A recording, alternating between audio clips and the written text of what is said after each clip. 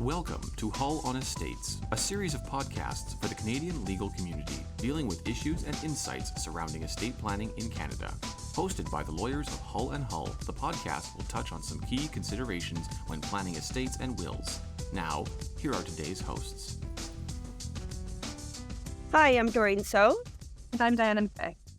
Welcome to Hull on Estates. You're listening to episode number 674.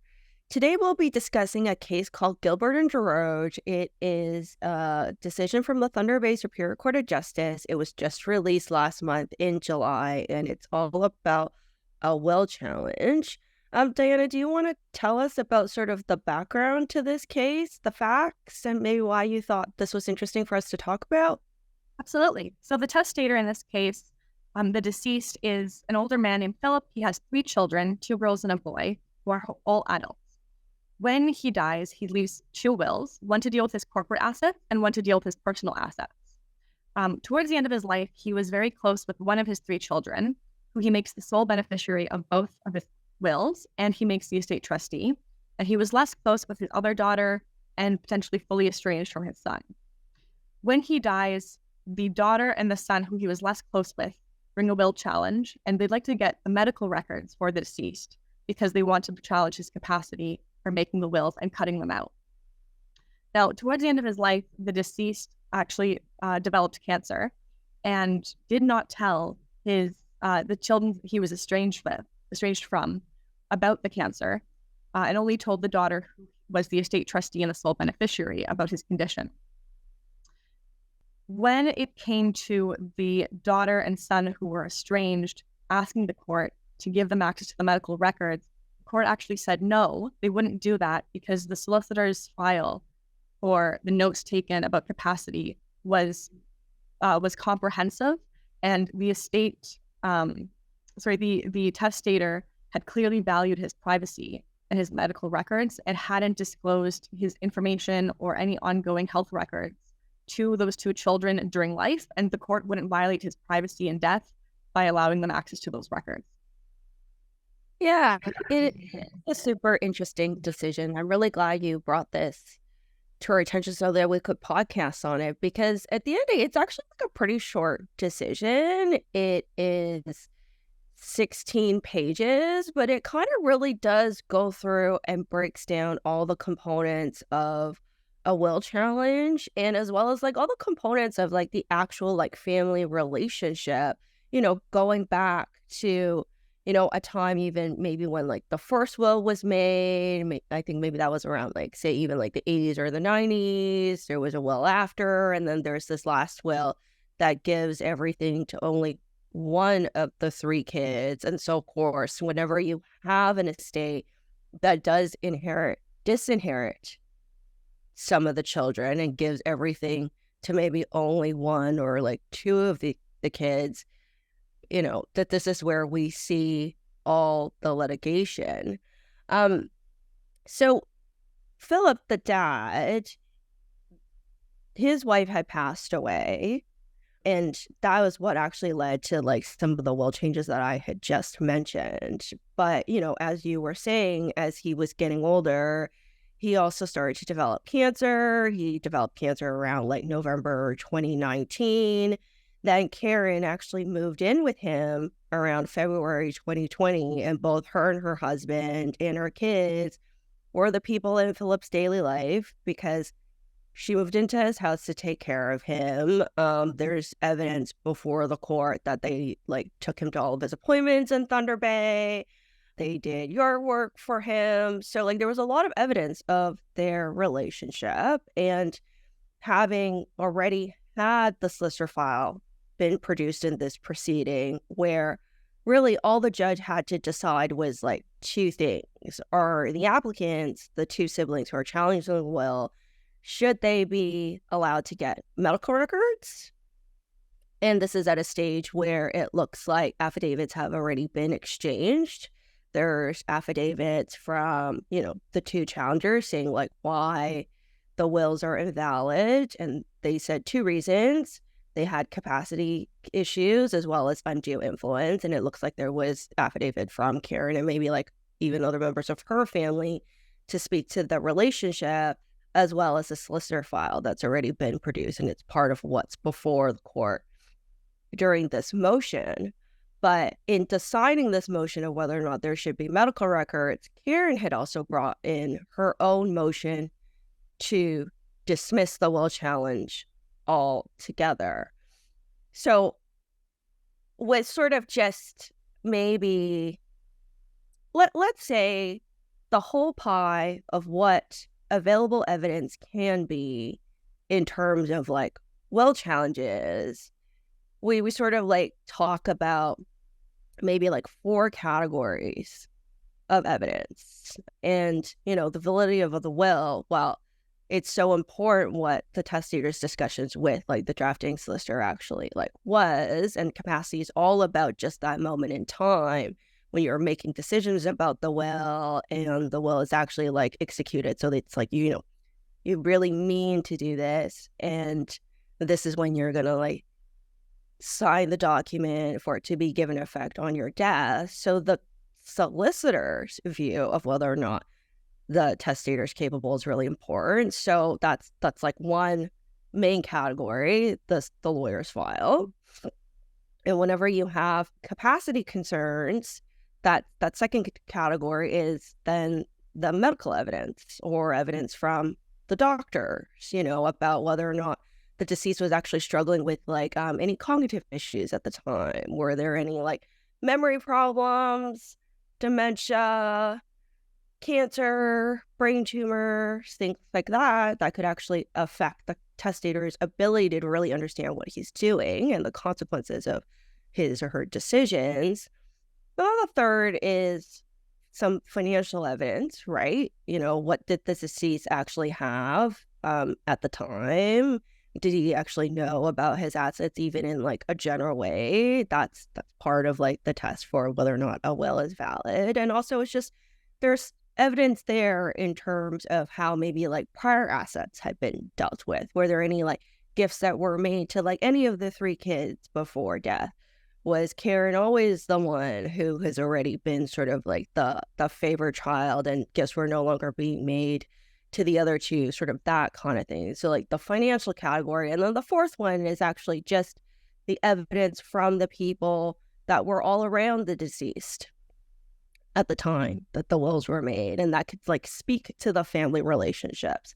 So it looks like from this decision, the judge kind of had a piece of like maybe like this whole 4 corners of a pie, except for the medical records, because there was evidence of the relationship from the parties' affidavits, the lawyer's file had already been produced, and the judge had described a lot of how the deceased had actually made like various beneficiary designations like before his death, and that Karen actually was the designated beneficiary for quite a few of like, say, like the RIFs and the insurance policies, but there was still one instrument that was designated to Jennifer and Karen equally, but, nothing was actually left to Christopher during the beneficiary designations. And those things are actually more historical decisions that were like made and put into place even like before he had cancer. So, with quite a bit of the evidence already out there and also having to at the same time decide whether or not the whole application to be thrown out, I think that this is where you can really see how the judge really felt like he's seen enough from like the record to also to be able to say like, no, you know what? I actually think maybe based on like what there is, I know like the medical records are still outstanding, but I actually am ready and prepared to make a finding that says the deceased was capable at the time the wills were made. And that was sort of the decision that was made on the end of being asked to decide should the application be dismissed altogether. But funny enough, just because he was found to be capable, this judge also felt like on the record there was insufficient evidence for her to decide whether or not there was any undue influence. So the will challenge was kept alive for another day, but only on the issue of undue influence.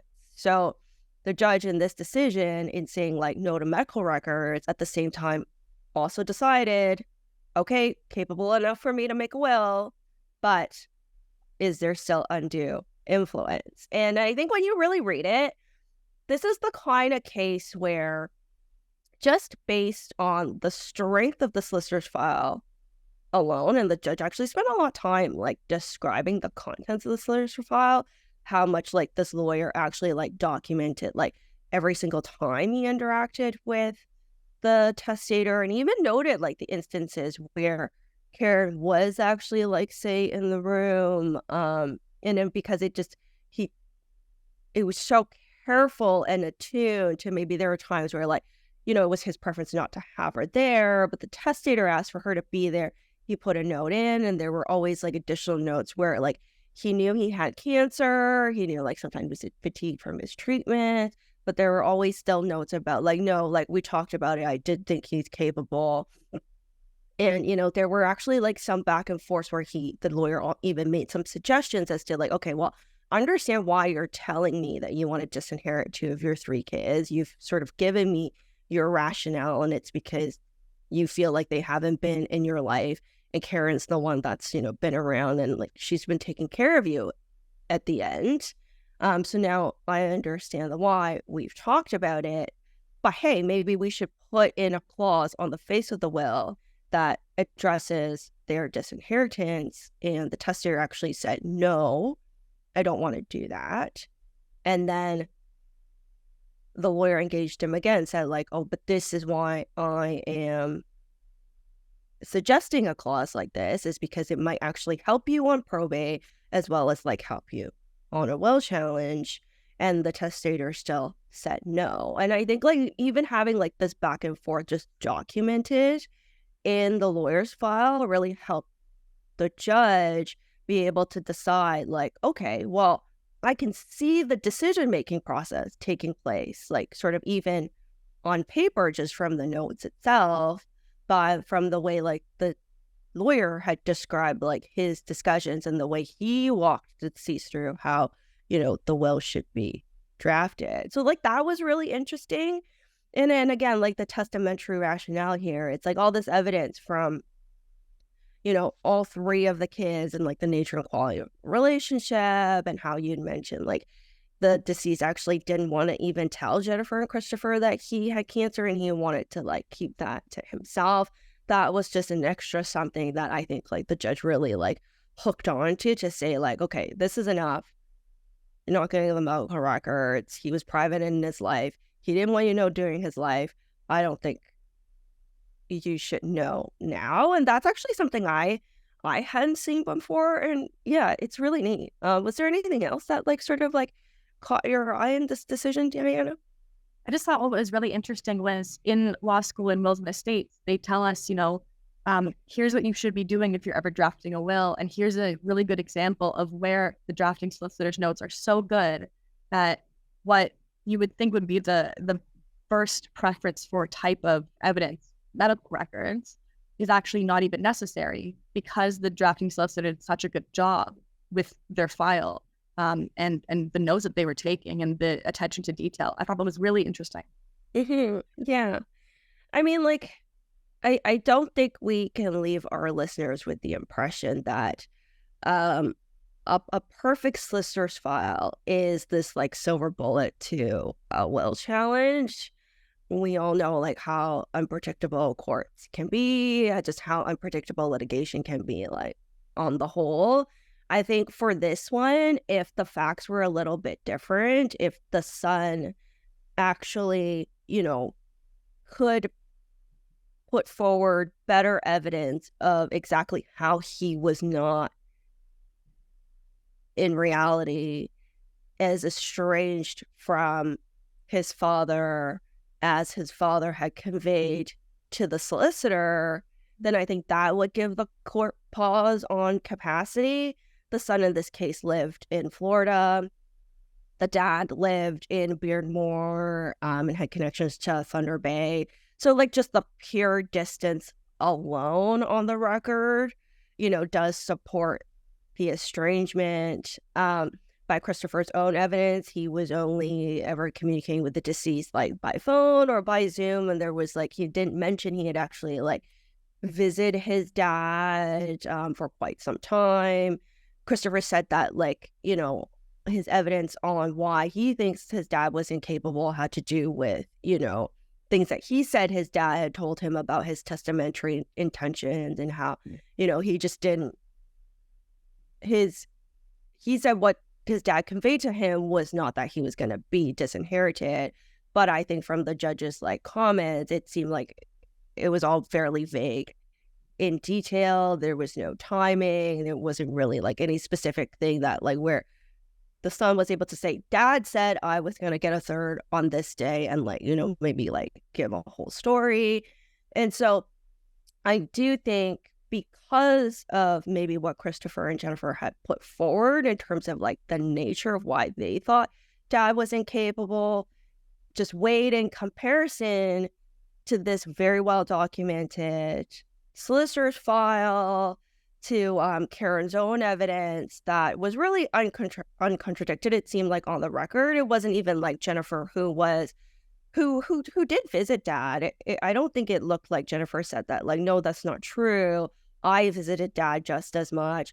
I was also in Dad's life on a daily basis. I also took Dad to all the medical appointments. I don't see that in the reasons, but you know, it is just one of these things where the story and like sort of like the nature of what the testator's life was like, if it really does match what the notes, if they were, you know, like meticulously kept details, if those two things matches, then that really does give credibility to the capacity concerns. Because, you know, if it just turned out that the deceased either had like a delusional perspective of the nature and quality of his relationship with Christopher and Jennifer, that could be a sign of capacity concerns, or also be evidence in support of like the undue influence, right? So yeah, I actually think like these 16 pages is like a really interesting entree into like what will challenges are like and what will challenges often come down to. And it is that very human aspect that like every testator is going through when they're at their end of their life, they're terminally ill, they need a lot of help, and they're just sort of like, okay, well, you know, who is in my life? Who is helping me? And maybe for this testator, I actually don't know how big his estate was, but he seemed like a person of, you know, modest means. Like his business was a hardware store in the community. And, you know, I've had cases in will challenge before where the testator, like by the time he really was near Dad, he was ill, and he just knew he like, you know, nobody knows exactly when they're going to die, but he did know that he was sort of like at the last stage of his life, and he knew like how expensive medical care or even like, you know, like caregiver services can be for people with modest means when they make that will to maybe just change to benefit that one dutiful child that's been in their life. They might actually have it in their mind, I don't really know if I'm going to be left with even like $20,000. It might just actually all go to my care costs. And I know that my daughter has been like spending her own money, her own time, her efforts, like, you know, taking care of me. So it is a really easy decision for me to like just give everything to her. But, you know, how unfair that appears to be to like the other kids, like, of course. But again, you know, that's where, say, maybe some like family conversations would be helpful. But, you know, poor Philip, he was terminally ill. He's just, yeah. Yeah. It's really interesting. Yeah, really interesting case. And really interesting, again, like just how like that, you know, little privacy aspect, how like the court can just kind of like sink their teeth into one fact, which was the testator never told them about his cancer diagnosis. He chose to keep that private during life.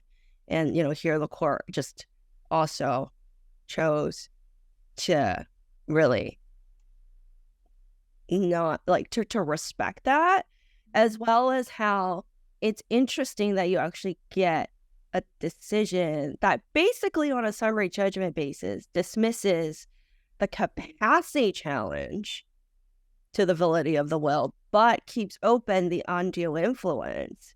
And in a really smart way, because the lawyer's file does show that Karen was in the room. Mm-hmm. And that Chester asked for Karen to stay in the room. So there's enough there to not be like, oh, just toss it all out.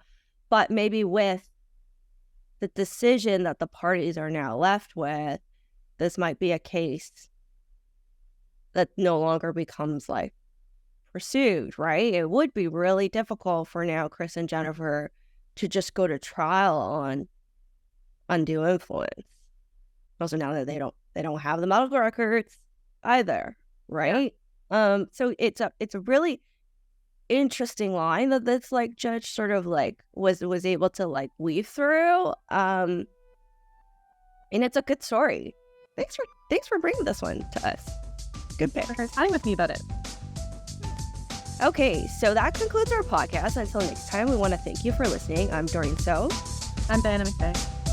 If you have any questions, please email us at info@hollandhull.com or contact us through the contact page on our website. This has been Hull on Estates with the lawyers of Hull and Hull. The podcast you have been listening to has been provided as an information service. It is a summary of current legal issues in estates and estate planning. It is not legal advice, and you are reminded to always talk with a legal professional regarding your specific circumstances. To listen to other podcasts or to leave a question or comment, please visit our website at hollandhull.com. Our theme music is Upper Structure by DJ A Kid and is courtesy of the PodSafe Music Network.